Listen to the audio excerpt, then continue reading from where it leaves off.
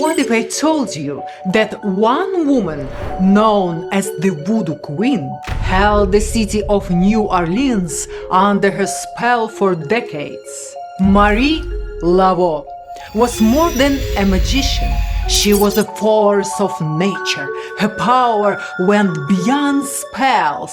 It twisted minds with fear, bent hearts with faith, and commanded obedience without a word. She wasn't magic, she was control.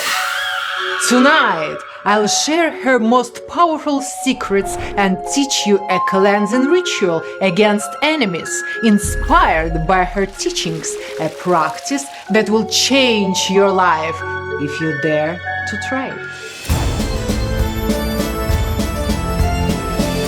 Welcome, my darling seekers of secret spells and shadows. I'm Victoria Unikel, artist and media mogul by day and modern witch exorcista by night. Every Thursday, I lead you through scary supernatural and horror stories that will haunt your dreams and rituals that will keep you up at night. If you are ready for the chills and thrills, hit that subscribe button and give this video a like. Let's begin.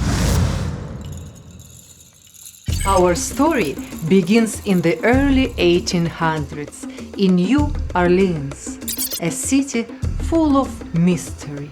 Founded on the banks of the Mississippi River, New Orleans was a melting pot of cultures where French, African, Spanish, and Caribbean influences all blended together. Voodoo was a way of life, a blend of ancient African spiritualism and Catholicism that seeped into every corner of the city. Amid this mystic chaos, one name stood above all others: Marie Laveau.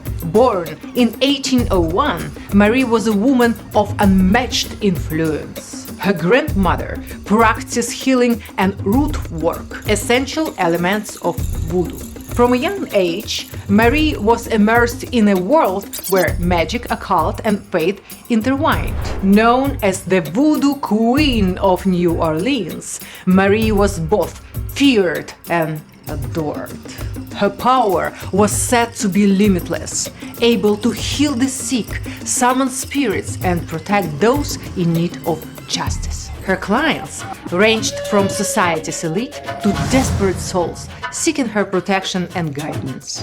But it was one particular case that cemented her legend, the famous courtroom ritual where she saved an innocent man from certain doom.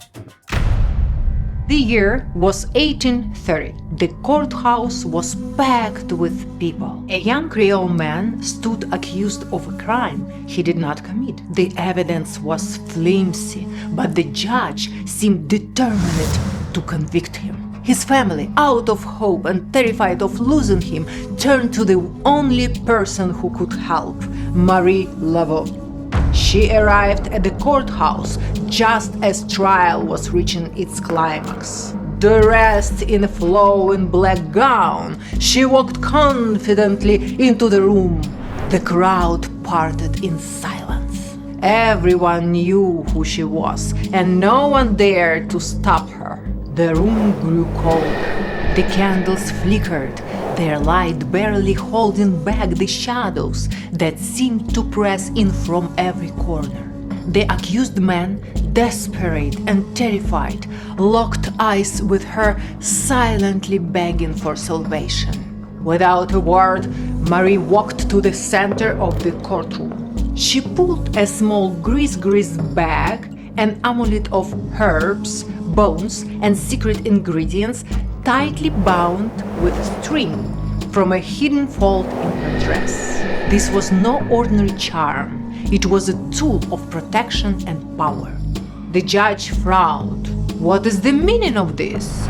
Marie raised a single finger, silencing him. She knelt on the floor and traced a protective symbol in red chalk, a circle with intricate symbols for strength, truth, and justice. She traced the symbol of Legba, the guardian of crossroads and justice, asking for his guidance and power. Her voice dropped to a whisper as she began a low rhythmic chant in Creole, each word echoing through the courtroom as she summoned Papa Legba, the law of communication and justice. Marie placed the Gris-Gris bag in the center of the circle. She sprinkled it with drulo, salt, and powdered bark, each with a specific purpose: protection, purification, and truth. Marie poured a little rum on the floor inside the circle, a gift to the spirits. Then she lit a small candle beside it. The flame flickered violently, casting shadows that seemed to dance along the courtroom walls. Then she whispered the final words. "Reveal the truth, set him free." Her eyes burned with intensity.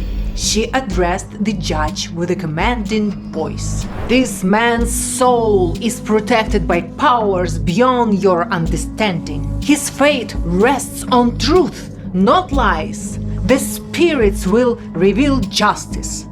Moments later, a gust of wind swept through the courtroom, extinguishing several candles. Shadows danced across the courtroom walls, and the air grew colder. Witnesses claimed they heard faint whispers, voices no living person could have spoken. Marie blew out the candle, and the sudden darkness was broken only by the nervous voices in the audience. The prosecutor froze and stuttered, forgetting his argument. The judge, visibly shaken, began to cough and turn red.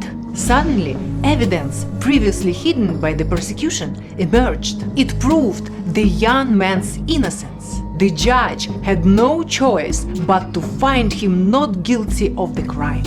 The young man fell to his knees in gratitude, but Marie was already gone. She disappeared into New Orleans Street, leaving nothing but the scent of burning herbs and the memory of her powerful spell. And to this day, they say if you stand in this same courtroom on a stormy night, you can still feel the lingering presence of her magic waiting to be called again. The story of Marie Laveau's courtroom ritual is a testament to the power of belief and influence. Voodoo is a tapestry of ancient African, Haitian, and Louisiana traditions. 3 types of voodoo have emerged over the centuries, each with its powerful rituals. West African Vodun, Benin, and Togo. The origins of voodoo can be traced back to West Africa, where vodun is still practiced today. Spiritual beings called Loa control different aspects of life. Rituals often include animal sacrifices and drumming to enter a trance state. Haitian voodoo. After the slave trade brought African traditions to Haiti, voodoo evolved into a unique blend of African spiritualism and Catholicism. Dancing, drumming, and offerings are central to their ceremonies. Louisiana voodoo. Unlike Haitian voodoo, Louisiana voodoo is heavily influenced by French, Spanish, and Creole traditions. This version of voodoo focuses on Gris-Gris bags, love spells, and protection rituals, with practitioners like Marie Laveau playing a central role on its history.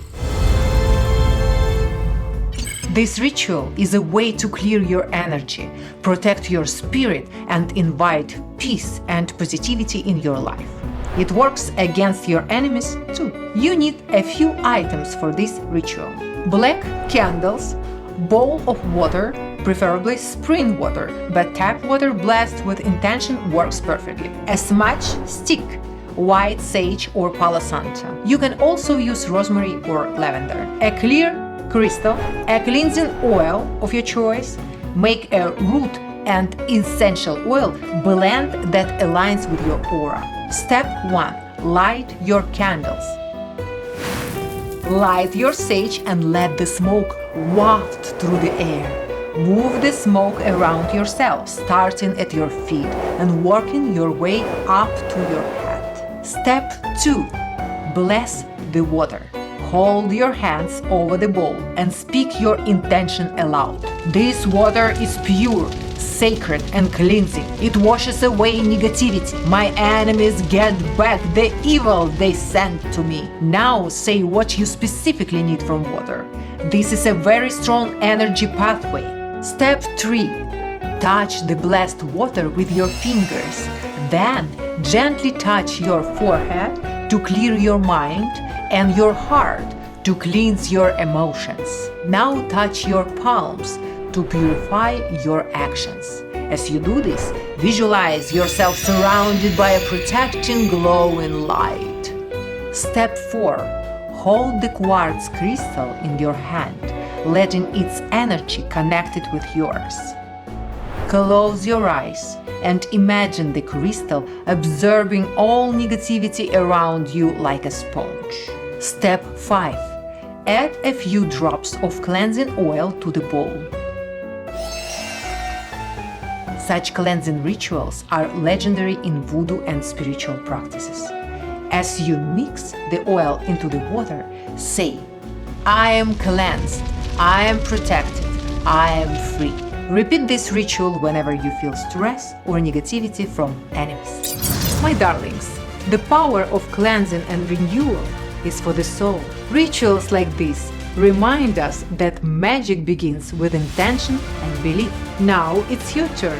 Have you ever tried a cleansing ritual or felt the weight of negativity? And let me know what happened.